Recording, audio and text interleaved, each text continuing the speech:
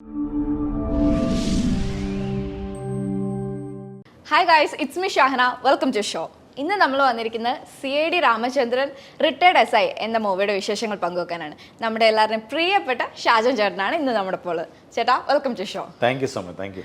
നമ്മൾ ഇപ്പം ഈ ടൈറ്റിൽ തന്നെ നോക്കുമ്പോൾ CID രാമചന്ദ്രൻ, CID കാണുന്നില്ല. അതെന്താ? CID ഭയങ്കര എന്താ പറയാ, ഹൈഡ് വെച്ചിരിക്കുന്നതല്ല, അത് ഒരു ഡയറക്ടറുടെ ബ്രില്യൻസി ആണെന്നാണ് എന്നോട് പറഞ്ഞത്. കാരണം അത് സിനിമ കണ്ടു കഴിയുമ്പോഴായിരിക്കും ഇവർക്ക് ഇതിനകത്ത് CID എന്നും കൂടി ഇടാൻ പാടില്ലായിരുന്നു എന്ന് ജനങ്ങൾ ചിന്തിക്കുമ്പോൾ CID എന്ന് പറഞ്ഞിട്ട് കാണിച്ചു കൊടുക്കണത്. അപ്പോൾ ഡയറക്ടർ ബ്രില്യൻസി എന്ന് പറയുമല്ലോ ആൾക്കാർ.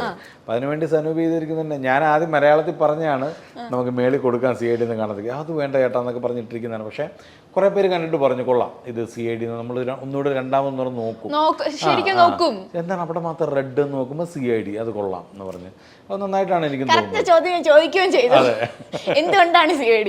അപ്പൊ എന്താണ് മൂവിയുടെ വിശേഷം? ഇത് തന്നെയാണ് നമ്മളെ മൂവിയുടെ വിശേഷം എന്ന് പറഞ്ഞു കഴിഞ്ഞാൽ CID രാമചന്ദ്രൻ റിട്ടയർഡ് SI. ഈ പേരിൽ തന്നെ ഉണ്ട് എന്താണ് നമ്മുടെ സിനിമ എന്നുള്ളത്. ഇദ്ദേഹം രാമചന്ദ്രൻ എന്ന് പറയുന്ന ആളൊരു 33 വർഷം പോലീസ് ഡിപ്പാർട്ട്മെൻറ്റിൽ ജോലി ചെയ്തതിന് ശേഷം റിട്ടയർ ചെയ്യുന്നു. പക്ഷേ റിട്ടയർ ചെയ്തതിന് ശേഷം ഇത്രയും വർഷം ഒരു സ്ഥലത്ത് തൻ്റെ ഫാമിലിക്ക് ഒപ്പം സ്പെൻഡ് ചെയ്യുന്നതിനെ കഴിഞ്ഞ് കൂടുതൽ സമയം സ്പെൻഡ് ചെയ്തൊരു സ്ഥലമാണ് പോലീസ് സ്റ്റേഷനും ഇദ്ദേഹത്തിൻ്റെ കൂടെ ജോലി ചെയ്ത പോലീസുകാരും പ്രതികളും കോടതിയും എല്ലാം. പക്ഷെ അതിൽ നിന്നൊക്കെ മാറിയിട്ട് ഇദ്ദേഹം പെട്ടെന്നൊരു ദിവസം അവിടെ ആരും അല്ലാതാകുന്നു. അങ്ങനെ ഉണ്ടാകുന്നൊരു ട്രോമയിൽ നിന്നാണ് ഇദ്ദേഹം ഒരു പ്രൈവറ്റ് ഡിറ്റക്റ്റീവ് ഏജൻസി തുടങ്ങാമെന്നുള്ളത്.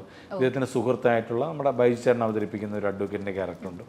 അദ്ദേഹം പറഞ്ഞിട്ടൊരു ഡിറ്റക്റ്റീവ് ഏജൻസി തുടങ്ങുന്നതും അങ്ങനെ ഇദ്ദേഹത്തിലേക്ക് വരുന്ന 1-2 കേസുകൾ ഇദ്ദേഹം വളരെ ബ്രില്യൻ്റ് ആയിട്ട് അത് തെളിയിക്കുന്നതുമാണ് നമ്മുടെ സിനിമ പറയുന്ന മെയിൻ. റിട്ടയർമെൻറ്റ് ശേഷം കാര്യം അറിയാലോ, നമ്മൾ ഈ പറയുന്നത് പോലെ അതുവരെ ഒരു SI എന്ന് പറഞ്ഞു കഴിഞ്ഞാൽ ഒരു പോലീസ് സ്റ്റേഷനിലെല്ലാമാണ്.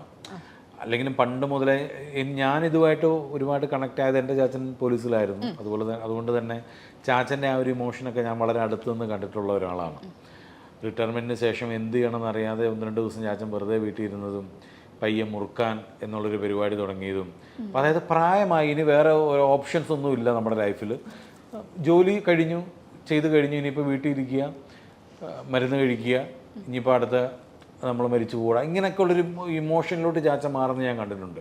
അപ്പം അതുകൊണ്ട് തന്നെയാണ് ഈ ഒരു സബ്ജക്റ്റ് ഒന്ന് പറഞ്ഞു കഴിഞ്ഞപ്പോൾ ഞാൻ എൻ്റെ ഡയറക്ടറിനോട് സനൂപിനോട് പറഞ്ഞു, സനൂപ് ഇതിനകത്തൊരു ചാൻസ് ഉണ്ട്, തീർച്ചയായിട്ടും ഇതിനകത്തൊരു സിനിമയുണ്ട്, നന്നാവാൻ സാധ്യതയുള്ളൊരു പ്ലോട്ടാണിതെന്ന് പറഞ്ഞാണ് നമ്മളിതൊരു സിനിമ ചെയ്യുന്നത്.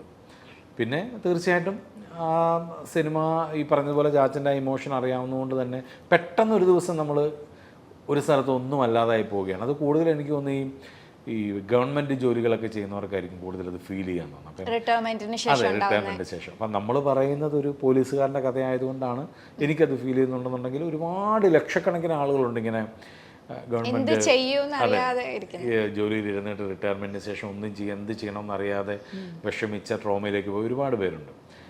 അപ്പോൾ അവർക്കൊക്കെ റിലേറ്റ് ചെയ്യാൻ പറ്റുന്നൊരു സിനിമയായിരിക്കും തീർച്ചയായിട്ടും.